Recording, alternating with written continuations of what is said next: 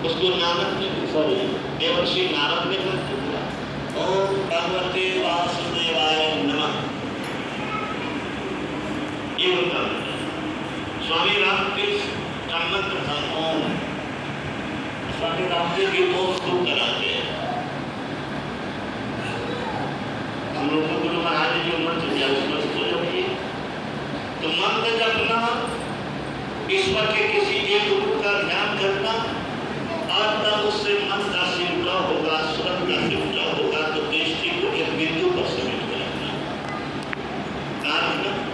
एक बिंदु पर। बिंदु किसको कहते हैं? जिसका स्थान और परिमाण नहीं है, इसका विभाग नहीं हो सकता, टुकड़ा नहीं हो सकता, बाहर में बिंदु बनना संभव नहीं है। क्यों नहीं है बोलो? क्यों नहीं है? क्योंकि उसका परिमाण हो जाएगा। देखिए, इलेक्ट्रॉन दिखता नहीं है, परमाणु दिखता नहीं है, लेकिन उसका भी डायमेंशन है, उसका भी माप है। वैज्ञानिकों ने ऐसा यंत्र बना दिया है, इलेक्ट्रॉन माइक्रोस्कोप, तो नहीं दिखने वाले चीज का भी साइज बता देगा किसका कारण है। तो गुरु महाराज कहते हैं बिंदु बाहर में नहीं बना सकते हैं। कैसे बनेगा? तो ध्यान करके अपनी दृष्टि को जोड़ो। क्या होगा? पहला, मैं बराबर कहता हूं कि सूर्य की किरणें कहीं आग नहीं लगाती, लेकिन लेंस के द्वारा किरणों को जब एक बार जमा करते हैं तो वो आग लग जाती है। ऐसे ही हमारे शरीर में चेतन भार जो है, जिस चेतन भार के कारण हम जगे हुए सुनते हैं, जगे हुए चीटी अगर पेपर चढ़ता है तो पता लगता है, मच्छर काटता है तो पता लगता है, और सोए रहते हैं कुछ पता नहीं लगता है। तो मच्छर या चीटी या शरीर के किसी भाग में कोई हलचल होता है, उसकी सूचना देने वाला चेतन भाग समूचे शरीर में फैली हुई है। वो कैसे जमा होगा? उसी को इस आंख को दिलो, इसकी ध्यान को जोड़ने से। गुरु महाराज कहते हैं कि दोनों हाथ से किसी चीज को पकड़ के खींचो, क्या होगा? समूचे शरीर की ताकत बढ़ जाती है।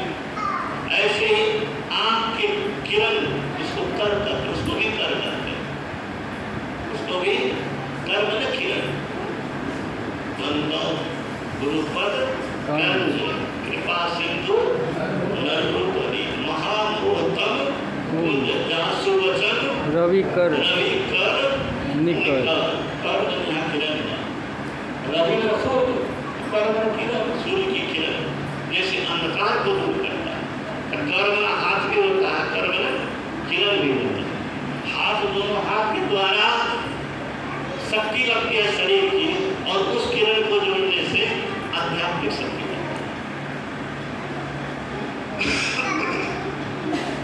क्या होगा? उससे शक्ति बढ़ जाएगी। एक बिंदु का प्राप्त होगी, लाइट आ जाएगा, ब्रह्म ज्योति प्रकट होगी। गुरु महाराज की प्रवचन में क्या आया? वह जलधरी है। और क्या है? जलधरी है। शिव मंदिर में जाते हैं, वहाँ जलधरी है, वहाँ शिवलिंग है, जलधरी के ऊपर शिवलिंग है। वो पत्थर का बनाया हुआ, वो मंदिर को आप पवित्र रखते हैं, सब कोई पवित्र रखते हैं। हम लोग इस पर भगवान के बनाए हुए शिव मंदिर को पवित्र नहीं रखते, पाप करते हैं, जो नहीं करना चाहिए करते हैं, गलत कर्म करते हैं, अपने भीतर को शुद्ध करते हैं, काम क्रोध लोभ मोह ईर्ष्या द्वेष दुर्गुण से भरे रहते हैं, तो भीतर को अशुद्ध करते हैं। इसी को शुद्ध करने के लिए महाराज है। उस मंदिर को तो जैसे शौच से पवित्र करते हैं, वैसे इस मंदिर को जो परमात्मा का बनाया हुआ शिवलिंग इसमें है, परमात्मा का बनाया हुआ जलधरी है।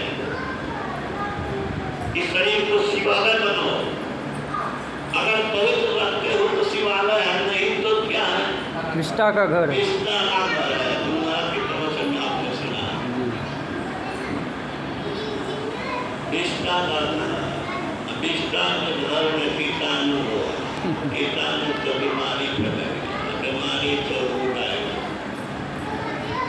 दुर्दशा कराएगा।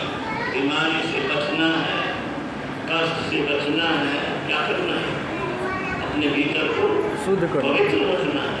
और शिव जी, लक्ष्मी जी, भगवान शंकर, कृष्ण, विष्णु भगवान सब आकर के आपकी सेवा करेंगे, सब आपके साथ रहेंगे, वो नहीं हटेंगे। कौन पहला? गुरु महाराज को जहाँ बिंदु नाथ की उपासना होती है वहाँ से न शिव जी हटते हैं, न शक्ति जी, दुर्गा जी भी नहीं हटती है, न विष्णु भगवान हटते हैं, न लक्ष्मी जी हटती है। समझिए कितना फायदा। आए बन जाते एकासी किसी आए थे बड़ा नटाई के नजदीक है, हम ध्यान कर रहे थे स्नान के बाद, उनका छोड़ा सब कहता है, अरे ये आज बनता का की करे थे। अब तो खैर इसकी बोलने वाला इसकी नामे कहीं नहीं है, लेकिन एकासी किसी में था, मैं भूल चुका, मुझे बहुत बुरा लगा था। तो वही मैं कहता हूँ कि आप समझिए, आंख बंद करना आसान चीज नहीं है। आंख बंद करके बुद्ध धत्व पाया, आंख बंद करके उस ईश्वर से जुड़ते हैं लोग। आंख बंद करते थे राम, आंख बंद करते थे भगवान कृष्ण, भगवान शिव जी का तो तस्वीर देखिए ना, कहा नहीं आंख बंद है, तीसरी आंख खुली है। जो नहीं खोलते हैं, जो नहीं करते हैं, तो उनसे आग्रह करता हूं कि संत भगवंत की बात नहीं मानेंगे तो सांप बिच्छू कुत्ता की टोली में जाना पड़ेगा। ठीक है ना सर? तो सांप बिच्छू बनना है तो ध्यान मदद मत कीजिए, सत्संग मत कीजिए, चले जाइए। मनुष्य ही सत्संग कर सकता है, मनुष्य ही भजन कर सकता है, मनुष्य ही संत की बात को मान करके अपना जीवन का उद्धार कर सकता है। तो जो उद्धार का इच्छुक है उसी को मनुष्य शरीर मिलेगा।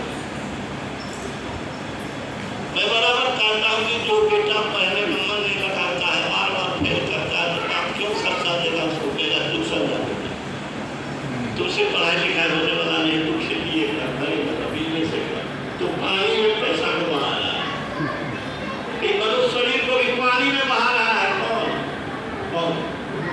जो संत महात्मा की बात नहीं मानता, भक्ति नहीं करता, सत्संग नहीं करता, शरीर को अध्यात्म में प्रयोगशाला नहीं बनाता, ईश्वर से जोड़ने की कोशिश नहीं करता, मनुष्य ही ईश्वर से जुड़ करके ईश्वर बन सकता है। मैं कभी कभी कहा करता हूँ कि महावीर बाबू ने कहा कि विद्यश्री बाबू आप कौन पार्टी में है? तो राजनीतिक लोग से राजनीतिक बात। हमने कहा कि सर मैं तो गुरु चुरा कर रहा हूँ, किसी को उत्साह के लिए बन जाएंगे, विमंत्री बन जाएंगे, ये बन जाएंगे, हमारा जीवन अच्छा हो। हमारा तो उनका सूर्य से नहीं है, हम सीधे जानते हैं कि अज्ञान की प्रगति से प्रगति, इधर की प्रगति में कोई दम नहीं है। मैंने कहा कि मैं तो बुद्ध की राह पर चलने वाला हूँ। अगर बुद्ध सत्ता और सिंहासन को नहीं ठुकराते, लात मारते, आज बुद्ध का नाम कोई लेने वाला नहीं। उसने सत्ता और सत्ता और सिंहासन को त्यागा और सत्य के खोज में परमेश्वर के खोज में लग गया, तो आज भी विश्व में उनकी पूजा होगी। स्वामी विवेकानंद ने कहा कि 1/3 आदमी अगर 6 अरब है तो 2 अरब आदमी अभी भी बुद्ध को धर्म को मानता है। गुरु महाराज के प्रवचन में है, हजारों शिष्य के साथ आकाश मान से जाते हैं। आप धर्म पर करके देखिए, देवराज इंद्र आया है, जब भिक्षाटन के लिए किए है तो देवराज इंद्र भी जुलाहा का रूप धारण करके कपड़ा धुलने वाला काम, रुई धुलने वाला काम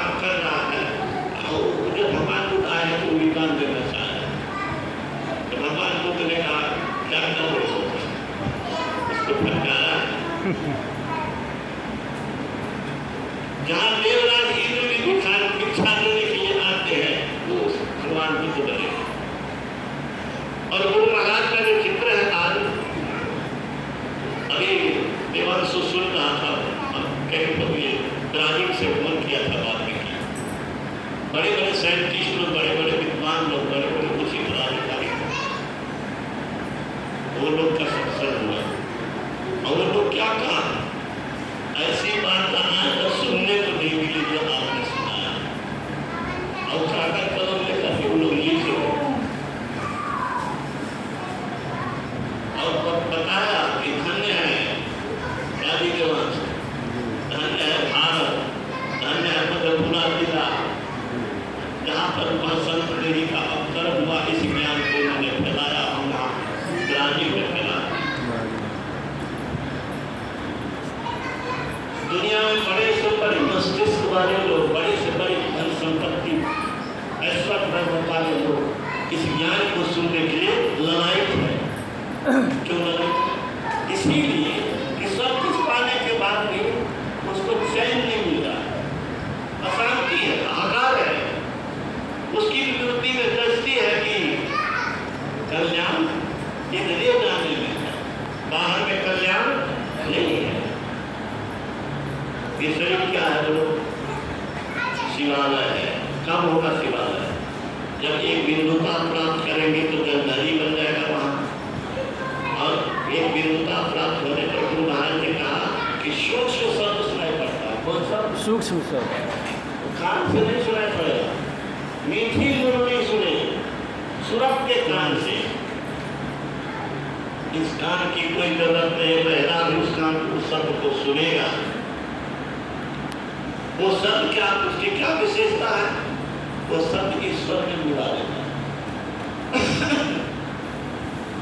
गुरु महाराज के शब्द को मैं रखता हूँ, किसी को याद है या नहीं है, याद रखा। गुरु महाराज ने कहा उस शब्द की यह विशेषता यह है कि सृष्टि के पार पहुंचा देता है, सृष्टि का अंत कर देता है।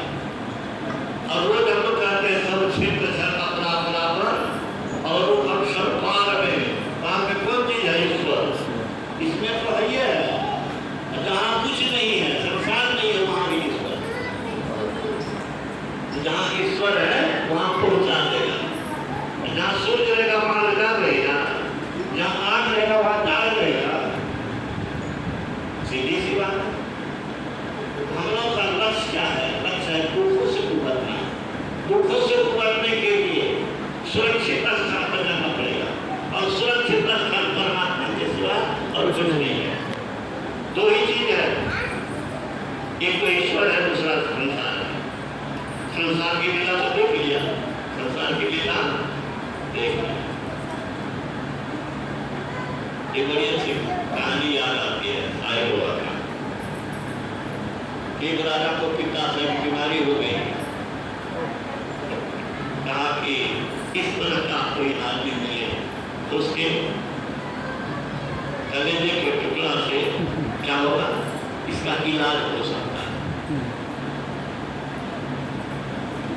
ऐसे आदमी को खोज में निकला, वैसा मिल गया। अगर मिल हो जाएगा तो आपका बेटा बेचिएगा, दीजिएगा, कोई किसी को देने लगा। लेकिन एक गरीब आदमी, लाचार आदमी जो भी हो, उसने दे दिया।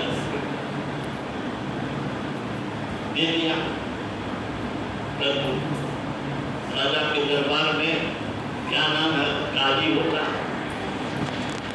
न्यायाधीश होता। उसने कहा कि राजा को लाखों का मालिक है, उसकी प्राण की रक्षा के लिए एक आदमी की हत्या की जा सकती है।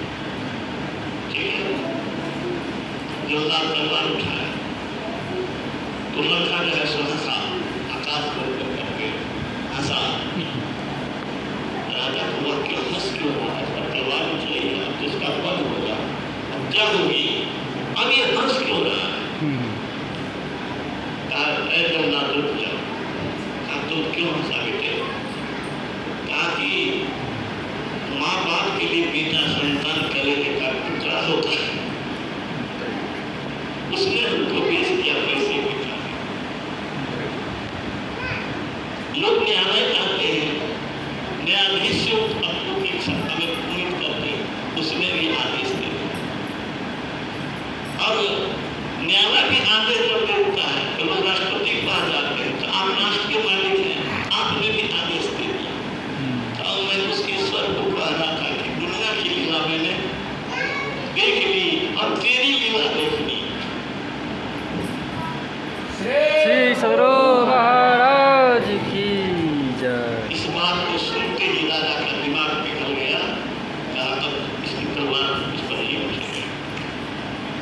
कठिन से कठिन परिस्थिति में भक्त का हृदय जो है वो घबराता नहीं है। बुद्धिमान ज्ञानी जो है किसी भी परिस्थिति में घबराता नहीं है, तो घबराने की जरूरत है। उस ईश्वर पर भरोसा रखना चाहिए। एक मिनट में ईश्वर महाराज की